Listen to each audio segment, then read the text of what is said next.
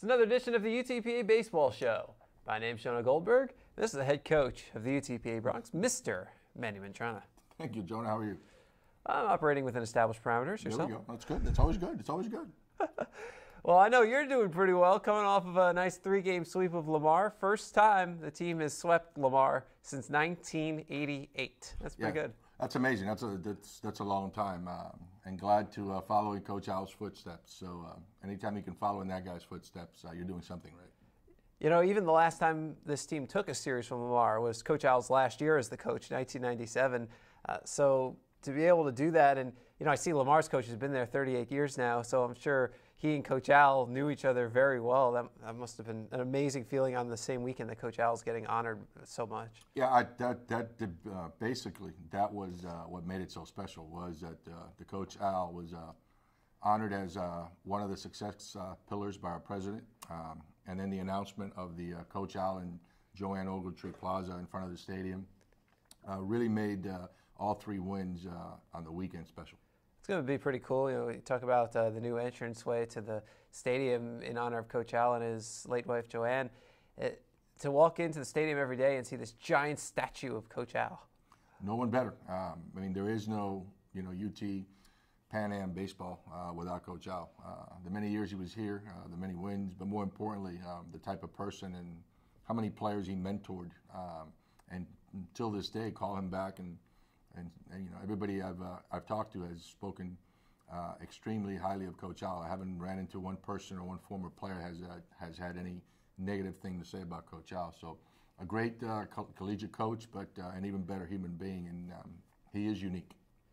The Coach Al and Joanne Ogletree Pavilion will be costing about $250,000. If you're interested in getting involved and helping to make this happen in a fast manner, make sure you contact our Director of Athletics, Chris King, KingCA at UTPA.edu. He'll be happy to help you get involved. And so we commemorate Coach Al and his wife Joanne, who led this great baseball program for 29 years, winning over 1,000 games, 13 NCAA regionals, a College World Series. Coach Al himself is in 9 Halls of Fame, and of course the Presidential Pillar, which is the most prestigious honor this university can give. His plaque will forever hang in the UTPA Visitor Center. And you know, one of the things I noticed about that was when you left here for the pillar ceremony, you were in a full suit. But by the time we got to the pavilion ceremony, you were in your uniform. There was only a few minutes in between ceremonies. How did you pull that off? It was hectic. Obviously, with the pillar, I had the honor to unveil it for Coach Al, which to me was an extremely great honor.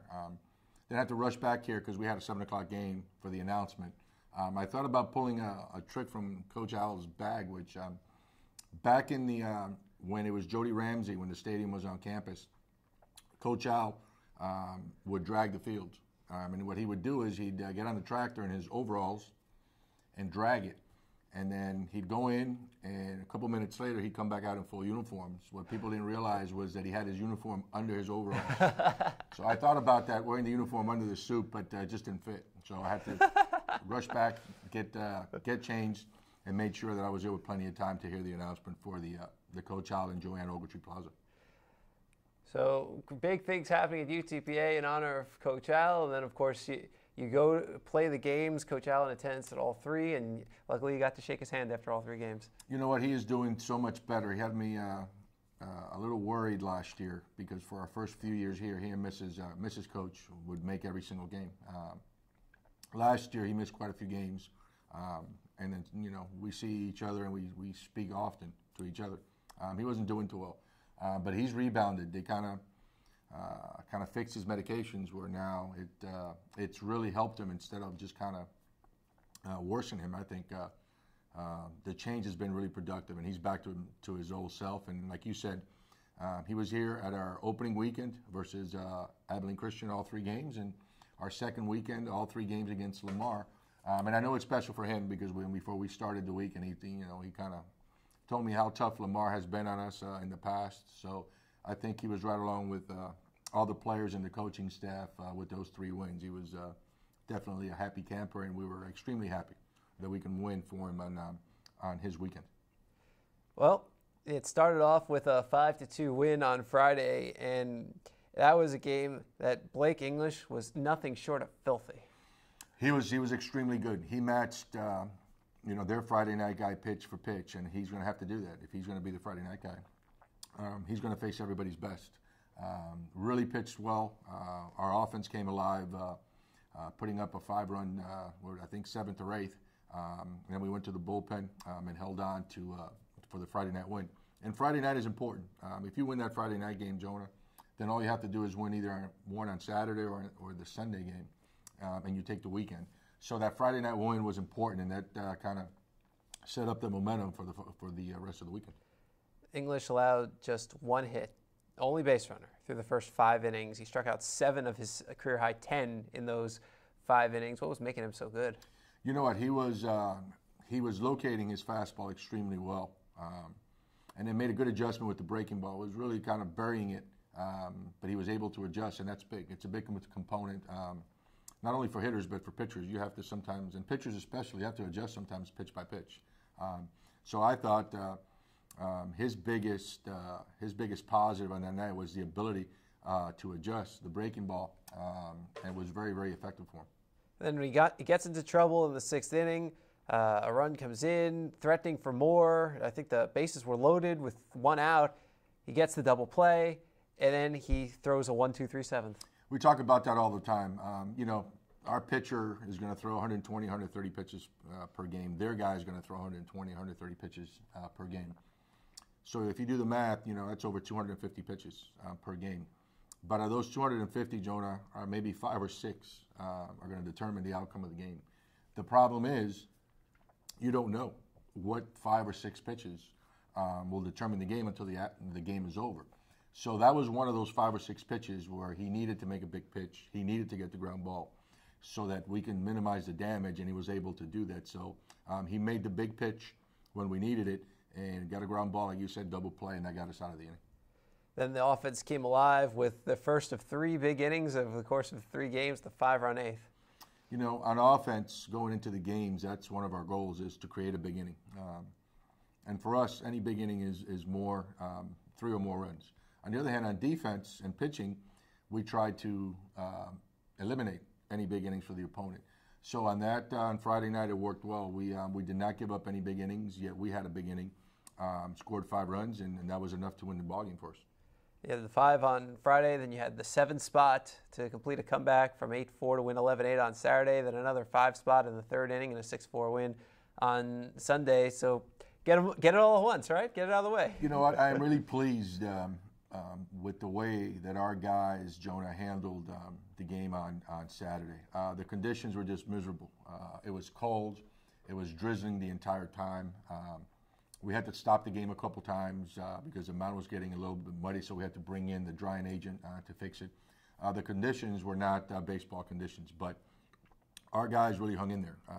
After falling behind early, we scored a couple, and as you said, we had 4 runs. It was 8-4. They bounced back with a 7-run inning. So it showed a lot of toughness on the part of our guys, being able to come back from 4 runs down and put up a 7th spot to be able to win the ball game. So I was really proud of the way that they handled the adversity, the weather on Saturday, and that's something we're going to need to do. And we preach it all the time. No excuses. We don't want to hear excuses. Winners accept responsibility, regardless of the weather, how the mound is, how the batter's box is, the infield. You got to try and find a way to make it work. And our guys did that on Saturday. I was very proud of them. Yeah, that inning was absolutely ridiculous because you go in down 8-4. You only had 2 hits in the inning. He walked, he drew 5 walks and had to face 5 different pitchers, 2 or 3 of whom came in the middle of an at-bat. I mean, that is so difficult to deal with, especially when they were switching pitchers. They were switching between lefty and righty, too, so you might be facing a lefty and a righty in the same at-bat. The big thing about that inning, and you were right, those 2 hits came at critical times, and again, we preach that to our guys. It's not how many you get, Jonah. It's when you get them. It's not the same getting a base hit with runners in scoring position and 2 outs than it is when the score, you're up by 10 or down by 10 and you get a base hit. It's not how many, because the hits are not going to win you the game. What's going to win you the game is the ability to score runs and score more runs than the opponent. So a lot of our offense is geared around those run production. So those two hits were key. But the biggest thing was that our guys were very disciplined. They were throwing balls and we were refusing to swing at them. And when you get enough walks, that's going to lead to a big inning.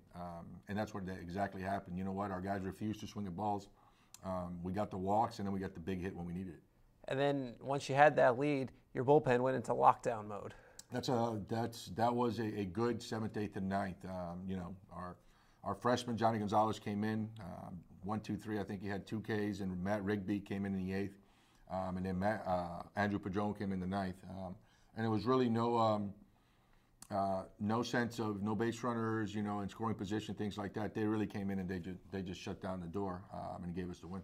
Of course, bullpen's been a theme, you know, with your three-headed monster. But you know, especially Andrew Padron, second weekend in a row, in which he had 3 saves in 3 consecutive games, 6 saves now, which is actually tied for the 4th highest single-season total in program history. 8 in his career. He's tied for the 7th highest career total. So he's got a chance to break those records, and he's only a sophomore. I think if he keeps throwing this way, I mean, he's going to save a lot of games for us. He's really come a long way, especially with his breaking ball. It has a lot more depth. He keeps it down a lot more, and he's the kind of guy you want in the 9th inning. He's good enough to start for us, but he's got the mentality. Plus, he throws a lot of strikes, and the most important thing, his arm really bounces back. Everybody is different. You know, a lot of guys can't be relievers because of that reason. You know, they'll throw an inning or 2 innings, and then they need 2 or 3 days to be able to throw again. Andrew comes back pretty strong, so he's earned the closer spot, and if he keeps throwing this way, he might break all the saves record here at UTPA.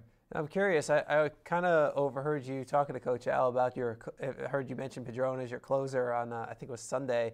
Now, Coach Al, from what I understand, didn't really necessarily believe in the specific closer role as much, and I know based on the record books, he had a massive number of complete games when you think what Sam did last year, leading the nation, and he barely scratched the record books because of what the pitchers have done here in the past. And so, you know, kind of a different mentality there. What was his reaction when you were telling him about your closer? In a lot of ways, I'm like Coach Al. I like to keep my starter in there, but a lot of it depends, Jonah, on the team. Obviously, last year, our bullpen didn't have a whole lot of depth. Andrew was basically the one that we can count on, but he was just by himself. So if you have those starters and your bullpen is a little bit shaky, you got to go with the starters for as long as you can. Obviously, this year is a little bit different. The makeup is different. Our pitching is better, and even though we're shorthanded 2 really good pitchers, once we get Alex Henson back and George Lamb, our freshman from Arizona, he's going to be lights out. He is almost back now from his throwing program.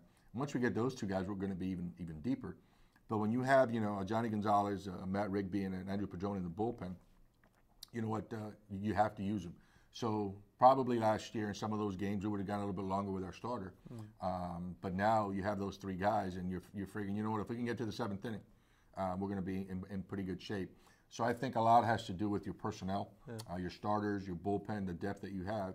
And this year we're fortunate to have guys that are good starters and also guys that can close out the games for us. Was it nice not to have to come from behind during Sunday's game, getting the runs early? You know, that's good early on in the year because it sets the tone for later games. It's not going to be the first or last time we're behind, but now the guys know that we can come back. So it sets the mentality of, hey, we've been down before. We've been able to come back and win. So I'm glad that it's happening early in the year. However, you're right. I'd rather have the lead and make them have to come back than like we've had to do in the past, come back Friday night, come back Saturday night. The lead is always good, no doubt. So over the weekend, you know, some good offensive contributors, including a couple of guys who have just been doing it pretty much all year, Logan Landon and Manny Laredo. Those 2 guys have swung the bat really good, Jonah.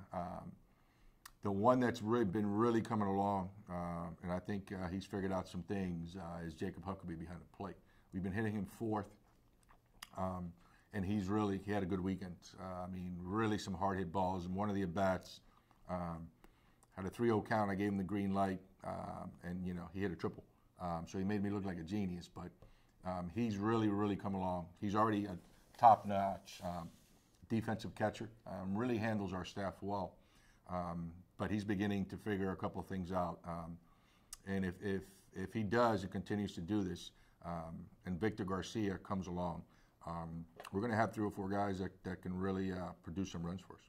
Yeah, you know, Garcia cooled off a little after that huge start at Jackson State, but he picks up a 2-for-3 day on Sunday. Well, with him, it was, you know, pitch selection. And, you know, you have to get a good pitch to hit. Hitting is hard enough to begin with by swinging at strikes. Once you compound the problem by swinging at balls, then it's almost impossible. And I just think he was trying to do too much. Swinging at bad pitches, getting himself out. I think this weekend he came back, he was a little bit calmer at the plate, saw the ball a little bit better, got better pitches to hit. And when you get good pitches to hit, your chances of scoring up the baseball are so much greater. So I think with Victor, he's going to have another, you know, he's going to have another good year. He's just a sophomore. Huck is only a sophomore. Laredo's just a freshman. So we have a good nucleus coming back for next year and in the next couple of years, which we're very, very excited to see where they lead us. One of the toughest things to do is getting the monkey off your back of your first collegiate hit. Isaac Gonzalez got his during that 7-run 8th inning on Saturday. That's got to feel amazing for him. You know what? Another freshman starting at shortstop at the Division I level. Defensively, he can play. He can play Division I shortstop defensively as a freshman, no doubt about it. What he adds to the lineup is a little bit more pop than the shortstop that we had there in the past. So, again, another young guy. Combine him with the likes of Huckabee, with Laredo, with our pitchers, you know, Jackson, Quinones, Gonzalez, Padron. So we're excited about the future. I think if we stay healthy this year, we're going to be very competitive. But I'm really looking forward to when those guys kind of mature in a year or two. They're going to be lights out. At third base, Scott Mercer, who had gone off to a little slow start, but he got a few hits over the weekend, including his first multi-hit game Sunday. Another guy that we brought in for defense, Jonah. He's played outstanding. He's made some really good plays at third base. He comes in on the ball really well. He makes the tough play look easy. He's got an accurate throwing arm. Terrific student, 4.0. Great family. So he's another one, only a junior. He'll come back too for next year. But I like our infield. I like him at third. You know, I like Isaac. Victor at first is solid. And Chewy, once he gets settled in at second base, I think he's going to be pretty good too. Well, you were supposed to play a couple games this week. you were supposed to go. Actually, we're about getting started right now in San Antonio. We're 5 minutes to game time at Incarnate Word as we record this, and but yet we're in Edinburg, and I don't think you're going to be in San Marcos tomorrow either. No, unfortunately, and you know, and that's tough because when you're playing ball, you want to play every day. Yeah. The weather in San Antonio over the weekend was really bad. They were out of town, so they couldn't get the field covered. And in San Antonio tomorrow, supposed to be in the 30s. With an 80% chance of rain. So today's game and tomorrow's game they've both been canceled, and hopefully we've been talking you know, at some dates, but it's hard to come up with an open date that they have available and that we have available where it won't hurt our conference games and it won't hurt their conference games. So we're trying to find a date, and hopefully we'll be able to reschedule both games sometime throughout the season. Now, you already had this weekend off. It was your only off weekend of the season, so suddenly you end up with a little over a week between games. You know what? Sometimes that's good, especially for us. When you're playing well, we want to play. But you know what? It's for us, the way that we have to travel, Jonah, and the distances that we have to go, even our bus trips. There is no 30-minute, 40-minute, 1 hour, you know, trips. Our closest trip is Corpus Christi, and that's about 2.5 hours. You know, we go to Houston, Austin, Dallas, San Antonio. Those are long, and when you do that, you know, for 4 months, on top of that, all the flights that we have to take and all the time zones that we have to travel, we have to be really cognizant of where the guys are as far as rest. So we would have definitely liked to play. We're playing well. You know, very easily could have been 11-0. We've lost all 3 games by a total of 3 runs, 1 run each game. Lost the first 2 of the year, played 9 since then, and won 8 of them, and we lost. You know, no shame in losing to Texas, the number 6 team in the country, and we gave them a run for their money. So we would have definitely loved to have played, but you know what? Giving them a little rest is not so bad. So we'll try to make up for it. We'll scrimmage on Friday to keep the pitchers in the rotation with the same daily programs, and we'll also scrimmage on Saturday. So, you know, we'll keep it there, but some, you know, getting a little rest with all the travel that we have to kind of contend with throughout the season, it's not so bad. Well, you're off to the best start since 2012. You're 7-3 now. You were 8-0. Or actually, no, you're 8-3 now. Excuse We're me. 8-3. Mr. Stat. That's what happens when you know so many stats. He kind of, hey, okay, you're forgiven. You know what? 99 out of 100 is not bad. Yeah, it's Hall of Famer. That's Hall of Famer. You're absolutely right. In any sport. 8-3 right now, which is the same number of wins you had the last time you got to start this, because you were 8-0. And I'm saying 8-0 specifically, not your record through 11 games in 2012, for a reason, because you took that 8-0 record into 2 midweek games in mid-March at Texas A&M, right? Yes, yep. That's where we're going. And you took one of those 2 games against, they were ranked 8th in the nation then. This week they're 11th. Who knows what they'll be next week. But are you excited for another round with the Aggies? Obviously, an outstanding program. You know, again, they're ranked, as you said, high. And then the following week we'll go to TCU. But you have to play those games, Jonah. You have to play the good competition. Let your guys kind of see, you know, where we're at, what we need to do to get there. And I've always liked playing Texas, always liked playing A&M, always liked TCU. I like those games. I like you know, the games that the opposing team is just as good or better than we are. For example, Lamar is just as good, maybe even better than we were. That's the competition, and that's what we try to get our guys to understand. Hey, you know what? You don't want to beat the school that you should beat. There's really no pleasure in it. You're supposed to beat them. But the schools that are supposedly as good or better than you are, and you get to beat those, then you get satisfaction out of it. So looking forward to going a couple games middle of the week next week to A&M, and then the following week 2 games at TCU. And I think TCU this week is ranked number 1 or 2 in the country. So excited to do that, and I think our guys are looking forward to it. Well, it's been a while since UTPA has been number 1 in the country, so I'm looking forward to seeing that happen again. Yes, that'll be nice. I'm looking forward to that happening again in 2 weeks, too. It was 1983. There we go. But it's happened. Yeah, right around the corner. Now, the other thing we need to hit on is you hit a few milestones over the weekend. Saturday, your 600th career win. Sunday, your 150th win at UTPA, and your 100th home win at UTPA. There we go. Mr. 99 out of 100 here. But I appreciate you bringing, you know, kind of being who you are in the history and the tradition of Pan Am, Jonah, because I would have never known. Again, I really don't follow that. It's nice. When you came out and said, wow, 600 already. There's no doubt about it. But anytime you can win 600, you know, it shows that, you know what, you've had some good players, you've had good assistant coaches, and it also means that you're getting old. So I better hurry up because I got 400 more to go. But very, very humbling. I'm very proud, you know, during those 600 wins and the losses too. Some great young men that, you know, you get them as boys, 18, and then they graduate in 22. And some of those guys that I had my first year at St. Thomas back in 1997 are, you know, married with children of their own families.